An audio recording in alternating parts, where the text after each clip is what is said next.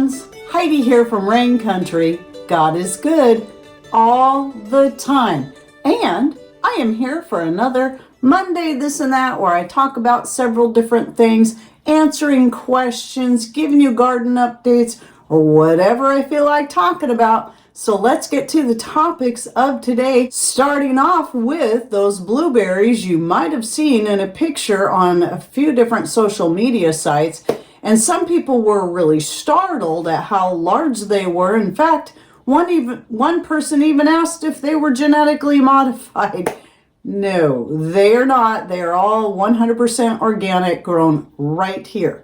So I wanted to share with you quickly, though I'll be going into more detail in a future video down the road, about our blueberry growing through the years. So when I first got serious into gardening, one of the things we did was, as we were still trying to figure out what are going to be some of the best garden areas, how best can we make use of our space here on our shy 1/3 acre corner lot in a neighborhood. And we had found some very young blueberry plants and talked to the guy for a while, asked if we could grow those in pots.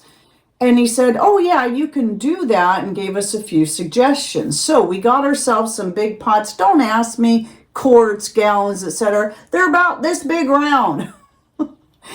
And we planted the young blueberry plants in those. Well, I think we started in smaller ones until we could get our hands on bigger ones. And then for about 7 years, they grew beautifully in those pots. I'm going to put a couple pictures here of my deck garden with the blueberries around the edge. So we had 6 blueberry plants.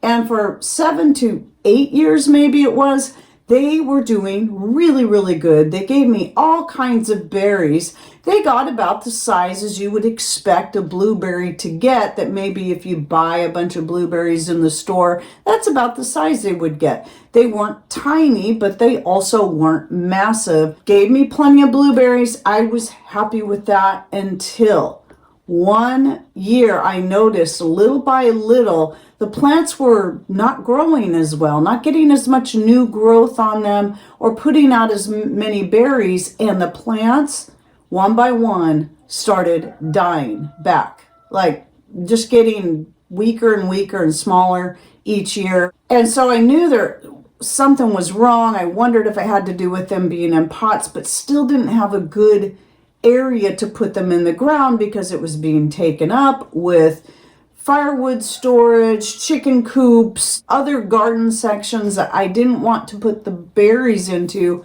etc.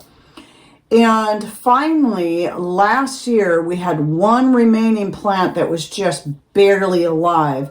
And this was in the spring, and we took that out of the pot and just stuck it in a section of the main garden just to have a place to put it. But unfortunately, it was too shady of an area because it was amongst the marshmallow that gets really huge this time of year. But at least it survived. At least I was able to get it to survive, and it got some new growth. This year I'd seen some new growth coming on it. But since all my other blueberry plants were dead, once I dug them up, I realized what was happening was that the roots started rotting from the outside in, so they were actually easy to pull up out of a pot, which they shouldn't have been after that many years. There wasn't much root left to them. And sorry, I have my doors open because it's early in the morning. It's going to be a hot day, so I'm trying to get a lot of good, fresh, cooler morning air coming in, so you're going to hear roosters. So I knew that had to be the problem. So what I could say is that blueberries can do really good in pots for a little while for you, as long as you keep feeding them, making sure they're getting plenty of blood meal and or chicken manure and or grass clippings. They love all 3 of those, which is what I did do. So what we also did was last year at our local nursery, and I'm sorry, I thought I'd saved at least one of the cards to the blueberry plants we bought, but we bought 2 different varieties, just picked a couple of random ones because I didn't know which would be best. And they're young plants at our local nursery called Rusty Gate, for those who are more local. And then by this point, what had happened was Pat moved all the pallets for storing the firewood out to the side yard. I think I've shared this with you before, and we're going to make a little fence there. Still haven't got that far yet, but that's what it's going to be. And then stack the firewood in there. And so it will make kind of a privacy fence as well as an area to store firewood, which freed up a whole bunch of area right along our backyard fence. Right along our side backyard fence. And so that was perfect. It gave us a place to expand our raspberry patch, and we put a couple of blueberries in there, those two that we had bought, and they did get a few berries on them last year, and they were actually pretty good size. And I thought then maybe it was the variety, but I don't think it's so much about the variety of blueberries I got. I think it's about getting them in the ground instead of having them in pots. But here's the other thing you got to know. I'm a little person. I have little hands. So naturally, even though they are very good sized berries, they're going to look even bigger in my small hands. So just remember, I'm only 5 foot tall. I have small hands, small feet. I wear about a 3, 4 to 5 inch shoes, depending on the style.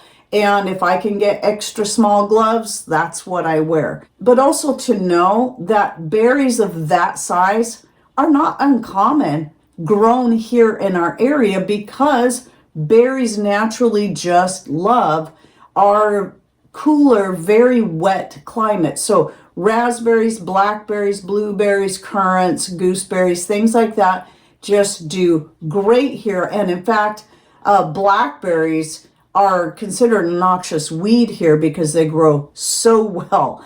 And so keep that in mind. Just because somebody grows bigger berries than you doesn't mean they're necessarily a better gardener or that they're growing genetically modified food. It could have everything to do with their climate, but also making that change of putting them in the ground, I think, was the big thing. And so what I did once I saw that, I did go dig up that last remaining blueberry, because it's not getting any berries in it back where it's at because it's not getting enough sun, but it's also almost like a brand new blueberry plant, like a young one, and planted it out there. So I guess the true test on the size of those berries in regards to location will happen whenever I finally get berries on it, which I hope will be next year. So moving on from there, let's cover a couple of questions in regards to vinegar. And when I say that, I mean vinegar making. So you can see here, I've got a couple. This one here, I think, is done. You can see that the flowers are all kind of sinking down to the bottom. So I need to taste it today. And these are 2 floral vinegars I use for washing and conditioning my hair with. This is a common question I get. And sometimes it surprises me, but then I have to realize that when people call things sugar that are not sugar, they kind of misunderstand. So monk fruit sugar is not actually a sugar. It's a non-nutritive sweetener. It might be natural, it might come from the fruit, but the way it's derived, there's no actual sugar in it. So as such, you can't use monk fruit or any other type of non-nutritive sweetener to make your vinegar. It's not going to work. All it's going to do is add sweetness to it. It's not going to give it food to grow and feed on and then turn to vinegar. So this kind of comes back to the whole idea that real natural sugar, such as organic cane sugar, honey, etc., have their place in our lives, especially if you're into making your own vinegars, your own homemade wines, and certain other types of ferments. They have their place. So you have to have real sugar, preferably not a high mineral sugar like coconut sugar, because too much minerals in your sugar can kill your ferment or prevent it from fermenting at all. But I typically use organic cane sugar because it's cheaper than raw honey, but you can use raw honey to make your vinegar. But it has to have the sugar, because yes, honey is still sugar. So that's the other thing. When people just demonize sugar and just say sugar, that can refer to sugar that comes directly from a fruit, honey, molasses, maple syrup. These are all sugar, okay? Now, if you want to demonize something, demonize the highly processed, bleached out, etc., sugar. So what happens is the sugar is what the bacteria and the yeast feed off of. It then will convert that sugar into alcohol. And without oxygen exposure, when it's deprived of oxygen exposure, after the alcohol phase, it's going to continue to turn into a stronger alcohol if it's deprived of oxygen. When it's allowed to have oxygen, like in this case with the cloth over it, the oxygen then converts the alcohol into acetic acid. The end process of both, whether it be wine or vinegar, if you let it go the whole entire way, means there's no sugar remaining in it. So if you're one that cannot have sugar and is trying to avoid it altogether, just know that there's no sugar left.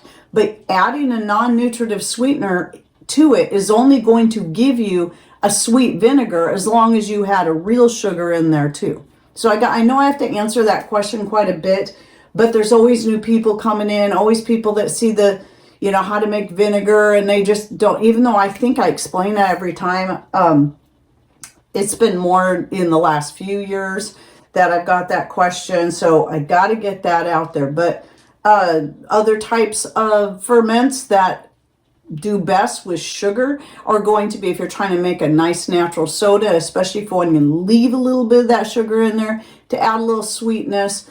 And also know that straight fruit juice can be made into wine or vinegar as long as there's enough natural sugars already in that. A lot of times sugar needs to be added if it isn't sweet enough. Fermented fruit smoothies, etc. But in a lot of cases, you're just using the natural sugars already available in those fruits. And then when I'm making a fermentation starter, which is very similar to making vinegar or wine, but has its own uniqueness because it only ferments for a few days. And then that fermentation starter that is fed sugar on a regular basis gets used for making things like my homemade breads, getting my different other types of ferments started, such as anything that's not going to have much sugar in it. I use that fermentation starter to get it started. So the snow peas, kimchi, hard-boiled eggs, all kinds of stuff. But yes, if you're wanting to make wine or vinegar or even a fermentation starter, a good natural sugar is necessary, and your non-nutritive sweeteners are going to starve it to death if that's all you feed it. Just think of it if this was you, and all you had to survive on was a non-nutritive sweetener like stevia because you were growing it, or sugar. Which one's going to keep you alive? It's not going to be the stevia because you're getting no calories from that. Little to no calories. The sugar, you got to have the calories. You got to have what's in there. And it's got to feed you. I heard a story years ago. I can't remember where this was. I was a kid when I heard it. About a guy that was in prison and he wasn't being given any food, but someone kept sneaking him a sugar packet every day. And that's what kept him from starving to death. Remember, sugar can and does have its place. It's the overuse, just like with anything else. People freaking out about oxalates in vegetables. Well, some people have certain issues that they have to really avoid it, but, eating too many raw vegetables can cause digestive problems, but that doesn't mean having some good raw healthy vegetables are bad for you either. And then the next thing in regards to vinegar I wanted to answer was, this question I get quite a bit is a lot of people asking me, do you have a recipe for your banana mint vinegar or your that vinegar? They want very specific recipes, and I don't have very specific recipes for making anything. I just create vinegar.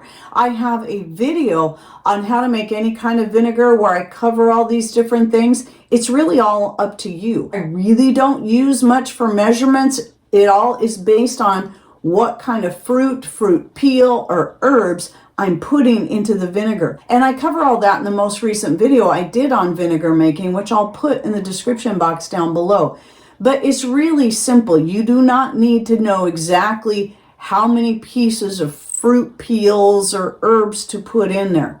Just watch the video and learn, and that will cover the banana mint, which is made with banana peels, and mojito mint, or anything else you want to just create. Maybe you want to come up with your own combination to use up some different fruit scraps or herbs you've got coming in like crazy from the garden, or you just want to make something as a specific flavor, like maybe an oregano garlic vinegar for making salad dressings out of, etc. So it's really not that hard, but again, you still need sugar for all of those. Okay, and then the last thing, somebody was asking me if I had a special cleaner recipe for cleaning wood surfaces, like wood floors and furniture, and I really don't, and maybe somebody else does. I just use, I have wooden cabinetry that Patrick made for me. I've got my wooden kitchen board. I've got a video on this I'll link to down below and how I take care of it.